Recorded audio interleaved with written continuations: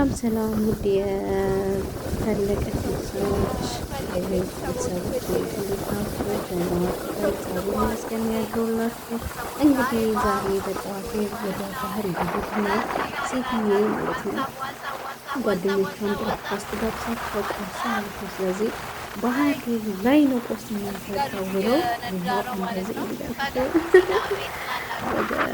እና የሌላ ሀገር እየሳቁት ቪዲዮ እየቀረጽኩ ማለት ነው። እና ይላፍ ባህሩ እነዚህ አጋር ኖሯቸው ሰዎቻቸው ወደዚህ ቦታ የሚሄዱ ከሆነ ያው ከዛ በኋላ ቁርሱ በደረስም ማለት ነው። ቁርሱን ያለበት ቁርስ ቀዳሚ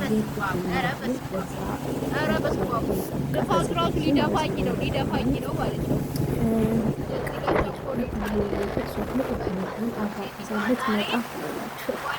ከዛ ስሜት በጣም ጠዋት ነው ግን በጣም ነው የሚሞቀው። በቃ በጣም ነው ፀሐይ የነበረው እና እንደዛ ምን ቀስት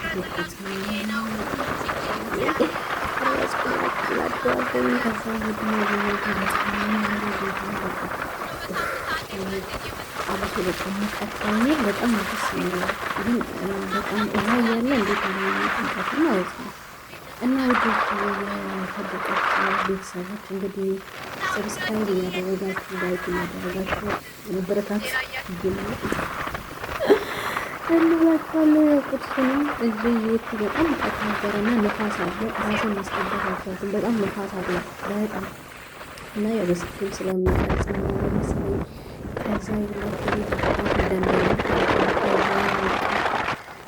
ይኸው ባህር ውስጥ ከላይ እየተሳፈርኩኝ እየጎበኘሁኝ ራሴን እያፍታታሁ ደስተኛ ደግሞ ያው እዚህ ላይ እየሄዳችሁ መቼም አይደብራችሁም፣ ደስ ነው የሚለው። ይሄ ነው በነገራችን ላይ በጣም ነው የሚያምረው በእውነት በጣም መዋኛ ቦታ አለ ከባህሩ ውጭ ማለት ነው። በጣም ነው የሚያምረው በጣም የዛለታ በቃ ከዚህ በፊት ይዤ ነበር የዛኔ ማለት ነው። እና በጣም ጠዋት ሌሊት ነበር የሄድነው የዛኔ። አሁን ግን ስለሄድ ነው መሰለኝ በጣም ሙቀት አለ በጣም ማለት ነው። ሰዎችም አሉ ማለት ነው። እዚህ ጋር ደግሞ ያው በነገራችን ላይ ሴት ቤት ጊዜ ውስጥ ማለት ነው ጊዜ እየሄድን ነው እንደዚህ የሚከፈሉ ሰዎች አሉ አይደለ? እና በአመት 2-3 እንደዚህ ጓደኞቿም ፓርቲ የምታደርግላቸው ከዛ ቤት ገባሁ። ቤታችንን ቀረጽኩት እንግዲህ ማለት ነው። እና ደስ ይላል። ከዛ እንደዚህ ያደረግኩኝ። ከዛ በኋላ ደግሞ ወንበሬን አስተካክዬ ቤቴን ይሄ መጅለሱ ነው እና እንደዚህ ካደረግኩ በኋላ ከዛ በቃ ደስ ይላል። በቃ ቪው ምናምን ስታዩ ማለት ነው ወደ ውጪ ካሜሬ ነው። ከዛ ያያችሁ እኔ ነኝ ማለት ነው። እና በጣም ሙቀት አለ እያልኩኝ ነው። በጣም ሙቀት አለ እያልኩኝ ነው ለራሴ ማለት ነው። እና በጣም ሙቀት ነበረ። ከዛ ይኸው እዚህ ጋር መብሪያ ወንበር ላይ ያደረግኩት ፍሩት ነበረ። በነገራችን ላይ የኛ ሴትዮ ቁርስ በቃ እንደዚህ ፍሩት ምናምን ነው ደስ የሚላት ማለት ነው። እና በቃ ተዘጋጀ ምናምን ነገር እላችኋለሁ። አዘጋጀው። እዚህ ጋር ደግሞ ሰላጣ የኛ ሴትዮ እናቴ ምሳ ሰዓትም ሰላጣ ምንም ችግር የለባትም። እዚህ ጋር ደግሞ ኦትስ ነው። እዚህ ጋር ሺያ ሲድ ነው። በቃ በጣም ደስ ይል ነበረ ፕሮግራሟ። ጓደኞቿ እንዳለ መተውላታል። በቃ እሷ ደስተኛ ነበረች፣ እኔም ደስተኛ ነበርኩ። ያው እንደዚህ አይነት ቦታ ስትገቡ እዚህ ጋር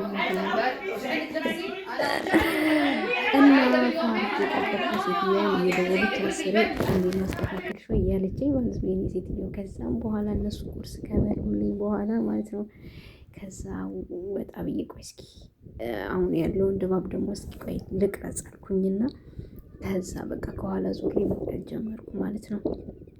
ከዛ ቀረጽኩኝ እላችኋለሁ። በጣም ደስ ይላል። በቃ እንደዚህ አይነት ቦታ መሄድ የምር በብርድ ሰዓት የተመረጠ ይሆናል። ያው ውሃ ውስጥ ገብታችሁ አትሆኑም እንጂ ለምን በጣም ነው የሚሞቀው። በጣም መስታወት ስላለው መሰለኝ አላውቅም፣ እኔ እንጃ። በጣም ነው የሚሞቀው። ግን ከዚህ ያው እዚህ ጋር እና ይኸውላችሁ እዚህ ጋር ኮፍዬ እጄ ነበርና መጀመሪያ ላይ ኮፍዬ አላጠለቁም። ለከሳ አስታውሰው ኮፍዬ አለ እንዲችና ኮፍዬ ያልኳት ሳያት ማለት ነው። እና በቃ እንደዚህ ነበረ ማለት ነው።